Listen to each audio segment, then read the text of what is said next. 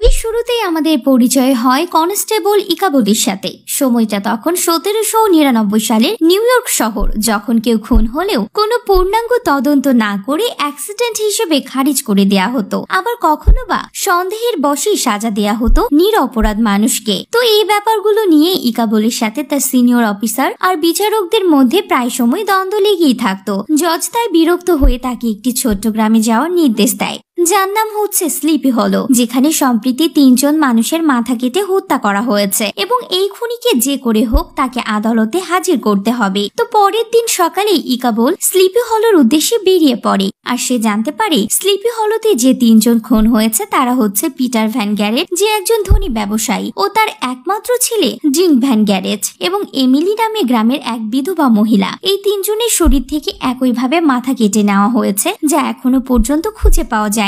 এরপর ইকাবল স্লিপি হলোতে পৌঁছে যায়, যেখানে পরিবেশ দেখে বোঝাই যাচ্ছিল এই 3 হত্যাকাণ্ডের পর থেকে গ্রামের সবার মধ্যে ভয় বিরাজ করছে। এমনকি পাহারা দেওয়ার জন্য গ্রামের শেষ প্রান্তে একটি ওয়াচ পোস্ট বসানো হয়েছে। তো ইকাবল গ্রামের আরেক গণমান্য ধনী ব্যক্তি ভোল্টাসের বাড়ি গিয়ে উপস্থিত হয়। সেখানেই তার মেয়ে ক্যাটরিনার সাথে তার প্রথম পরিচয় ঘটে। এরপর সে ভোল্টাস আর তার স্ত্রী জানাই খুনের রহস্য তদন্ত করতে তাকে নিউ ইয়র্ক থেকে পাঠানো হয়েছে। এটা শুনে তাদের বাড়িতে ইকাবলের থাকার বন্দোবস্ত করে। খুনের ঘটনা সম্পর্কে আরো বিস্তারিত জানার জন্য সে ভোল্টাসের সাথে কথা বলতে আসে। ভোল্টাস তাকে বলে যে এই খুনি হর্সম্যান ছিল একজন সাহসী যোদ্ধা।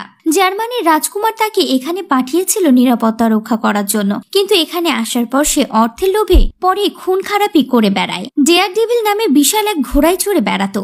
যুদ্ধের ময়দানে সে পোক্তভাবে ঘোড়া চালানোর জন্য বিখ্যাত ছিল এবং ঘোড়া চালানো অবস্থায় মানুষকে মাথা কেটে হত্যা করত। সে তার দাঁতগুলোকেও ধারালো করে রাখত, যাতে করে মানুষ তাকে দেখে ভয় পায়। কিন্তু তার এই আধিপত্য খুব বেশি দিন টেকেনি। একদিন শীতের রাতে তারই তলোয়ার দিয়ে মাথা কেটে তাকে হত্যা করা হয় এবং এখানে একটা জঙ্গলে তাকে মাটি চাপা দেয়া হয়। ভোল্টাস বলে 20 বছর পর এখন ওই হর্সম্যানের আত্মা জেগে উঠেছে এবং তার নিজের মৃত্যুর প্রতিশোধ নেওয়ার জন্য যাকে যেখানে পাচ্ছে তার মাথা কেটে নিয়ে যাচ্ছে। তখন ইকাবল বলে যে আপনারা হয়তো ভূতে বিশ্বাস করতে পারেন, কিন্তু আমি না। আমি বিশ্বাস করি এসব কিছুর পেছনে কোনো মানুষের হাত রয়েছে এবং আমি তাকে খুঁজে বের করব। এরপর দেখা যায় ক্যাটরিনা এবং ইকাবলের মাঝে বেশ কিছু কথাবার্তা হয়। ক্যাটরিনা বলে যে তার জন্মদাতা মা 2 বছর আগে শীতের মাঝামাঝি সময়ে মারা গিয়েছিল, আর তার মায়ের যে দাসী বা সেবিকা ছিল তিনি এখন তার সৎ মা। এরপর ক্যাটরিনা তাকে একটা বই উপহার দেয়, যেটা ছিল তার মায়ের দেয়া, এবং সে ইকাবলকে বলে এটা সবসময় আপনার হৃদয়ের কাছাকাছি রাখবেন, যে কোনো বিপদ থেকে এটা আপনাকে রক্ষা করবে। এরপর আমরা দেখতে পাই ওই মাথাবিহীন হর্সম্যান অলরেডি তার 4র্থ খুন করে ফেলেছে। এতেও ইকাবল বিশ্বাস করতে চায় না যে এরকম মাথাবিহীন ভূত বলে কিছু আছে। কিন্তু এক রাতে তার নিজের চোখের সামনে খুন করা হয় ম্যাজিস্ট্রেট ফিলিপসকে। নিজের চোখে দেখার পর বিজ্ঞান মনস্ক ইকাবল বিশ্বাস করতে বাধ্য হয় যে সুপার ন্যাচারাল বলতে আসলে কিছু একটা আছে। এই কাহিনীর পর ইকাবল প্রথমে অনেক ভয় পেয়ে গেলেও সে ভয়কে জয় করে এই রহস্যের উন্মোচন করতে চায়। সে সকলের সম্মুখে বলে যে এই মাথাবিহীন অশ্বারোহীর কবর খুঁজতে সে পশ্চিম জঙ্গলে যাবে এবং আসল রহস্য খুঁজে বের করবে। সে জিজ্ঞেস করে কোন সাহসী পুরুষ কি আছে তার সাথে এই অভিযানে যাওয়ার জন্য। তখন সেখান থেকে একটা ছোট ছেলে তার সাথে যাবার জন্য রাজি হয়। এই ছেলেটি হলো 4র্থ যে খুনটি হয়েছিল তার পুত্র ইয়াং ম্যাকবেথ। ইকাবল চিন্তা করে খুন করার পর মাথাগুলো উধাও করার পেছনে যে কারণ থাকতে পারে তা হলো খুনিকে যাতে কেউ চিনতে না পারে। কিন্তু এখানে তো সবাই জানে যে খুনগুলো যে করছে সে হলো হর্সম্যান, কিন্তু সে কেন মাথাগুলো কেটে উধাও করে নিয়ে যায়? এখানে অবশ্যই কোনো না কোনো কারণ রয়েছে। তাছাড়া যে 5টি খুন করা হয়েছে সেখানে অবশ্যই কোনো না কোনো সম্পর্ক রয়েছে। ইকাবল এবং ওই ছেলেটি জঙ্গলের ভিতর দিয়ে যেতে শুরু করে এবং সেখানে গুহার মতো কিছু একটা দেখতে পায়। ওই গুহার ভিতরে তারা এক ডাইনির দেখা পায়। খুবই ভয়ঙ্কর দেখতে হলেও এই ডাইনি ইকাবলকে হর্সম্যানকে খুঁজে বের করার রাস্তা দেখিয়ে দেয়। সে বলে ইন্ডিয়ানদের পরিত্যক্ত পথ ধরে চলতে থাকবে এবং যেখানে সূর্য অস্ত যাবে সেখানে থাকবে। তারপর সেখানে একটা মৃতদের গাছ দেখতে পাবে, আর সেটাই হলো হর্সম্যানের আস্তানা বা কবর। ইকাবল এবং সেই ছেলেটি সেই অনুযায়ী পথ চলতে থাকে। তখন তাদের সঙ্গে ক্যাটরিনা দেখা হয়। ক্যাটরিনা বলে যে সে তাদেরকে সাহায্য করতে চায়। তারপর তারা 3 জন মিলে সামনের দিকে এগোতে থাকে। ডাইনির কথা মতো তারা এই মৃতদের গাছের সন্ধান পায়। গাছটা দেখতে অনেকটাই রহস্যময় ও ভয়ঙ্কর। তার চেয়েও ভয়ঙ্কর ব্যাপার হলো এই গাছ কাটলে সেখানে রক্ত বের হয়। ইকাবল তার কুড়াল দিয়ে গাছের নিচের দিকে কিছু শিকড় কাটতে শুরু করে আর তারপর সেখান থেকে বের হয়ে আসে অনেকগুলো মানুষের মাথা। এর মানে হর্সম্যান এতদিন যে খুনগুলো করেছিল সবগুলো মাথা এখানে এনে রাখা হতো। কিছুক্ষণ পরে এই গাছের ভেতর থেকে হর্সম্যানকে বের হতে দেখা যায় এবং সে তার পরবর্তী মিশনের জন্য স্লিপি হলো গ্রামের দিকে যেতে থাকে। ইকাবলও তাকে ফলো করার জন্য দ্রুত তার পিছনে যায়, কিন্তু ততক্ষণে সে হর্সম্যান একটি পরিবারের দুজনকে খুন করে ফেলে যারা ছিল স্বামী স্ত্রী। এখানে একজন সাহসী পুরুষ হর্সম্যানকে থামানোর চেষ্টা করলে দুজনের মধ্যে অনেক ফাইট হয় এবং শেষ পর্যন্ত ওই লোক হার মানে আর হর্সম্যান তাকে হত্যা করে, তবে তার মাথা কাটেনি। ইকাবলও সেখানে হর্সম্যানের সাথে ফাইট করে, তবে কোন রকম ভাবে সে প্রাণে বেঁচে যায়। এরপর ইকাবল একটা বিষয় লক্ষ্য করে যে ওই হর্সম্যান যাকে সামনে পায় তাকে মারে না, শুধুমাত্র টার্গেট করা কিছু মানুষকে সে খুন করে। তার মানে কেউ তাকে ব্যবহার করে এই কাজগুলো করাচ্ছে এবং তার স্বার্থ হাসিল করছে। ইকাবল তখন বলে যে আমি আগেই বলেছিলাম এইসব কিছুর পিছনে আসলে রক্ত মাংসের কোনো মানুষের হাত রয়েছে,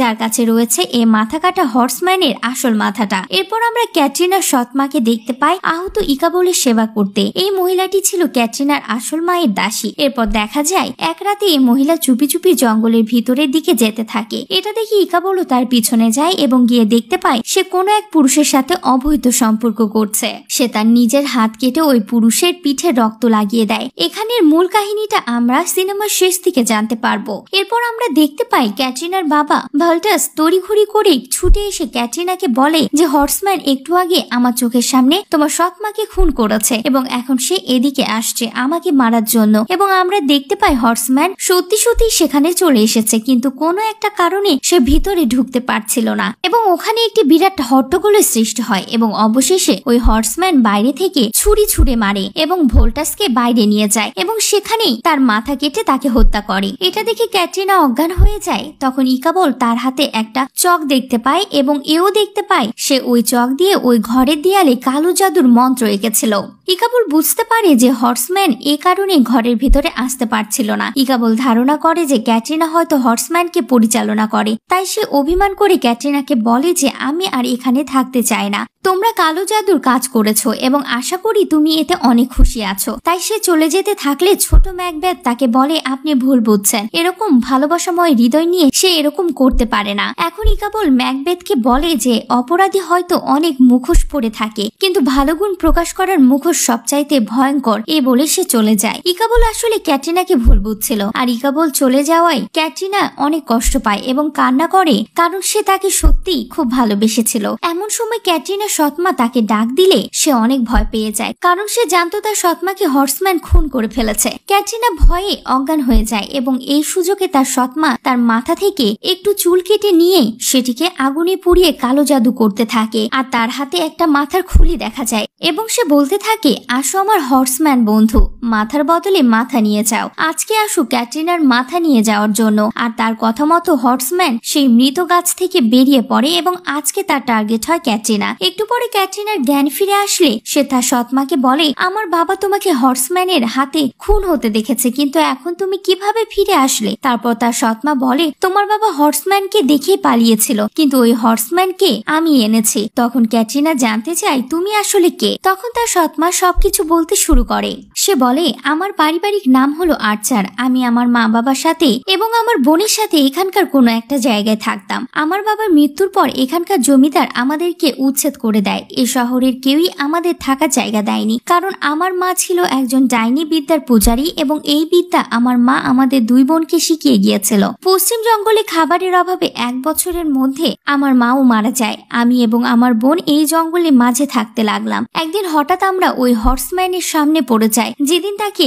শিরোচ্ছেদ করে হত্যা করা হয়, আর তখনই আমরা তার আত্মাকে শয়তানের পূজারীতে অন্তর্ভুক্ত করলাম, যার মাধ্যমে আমি আমার প্রতিশোধ নিতে পারি। যে জমিদার আমাদেরকে না খাইয়ে রেখেছিল এবং তোমার বাবাকে আমাদের ছোট্ট ঘরটাও দিয়ে দিয়েছিল, আমি কসম খেয়েছিলাম আমি বংশের সকলের মাথা কাটবো। প্রথমে আমি তোমার আসল মাকে হত্যা করে পাঠিয়ে নিজেকে তার জায়গায় বসালাম, তারপর আমার প্রত্যেক সম্পত্তি রক্ষা করার জন্য এর সাথে জড়িত সবাইকে হত্যা করতে লাগলাম। আমি আমার নিজের বোনকে খুন করেছি ইকাবলকে সাহায্য করার জন্য। তার মানে আমরা প্রথমে যে একজন ডাইনিকে দেখেছিলাম সে হচ্ছে এই মহিলার বোন। তারপর ক্যাটরিনার সৎমা বলে যে কারণ একমাত্র তুমি আছো যে আইন অনুযায়ী তোমার বাবার সকল সম্পত্তির অধিকারী হবে। তোমাকে মারার পর আমার সব প্রতিশোধ সম্পন্ন হবে এবং সবকিছু আমার হবে। হর্সম্যানকে আমি আমার দায়িত্ব দিয়েছি, সে আসছে তোমার মাথা কাটার জন্য। অন্যদিকে ইকাবল কিছু দূর যাওয়ার পর ক্যাটরিনা দিয়ার বইটা খুলে দেখতে থাকে। সে দেখতে পায় ক্যাটরিনার করা মন্ত্রটার মানে হলো ভালোবাসার মানুষ যাতে সবসময় নিরাপদ থাকে। এটা দেখে ইকাবল তার ভুল বুঝতে পারে এবং তখনই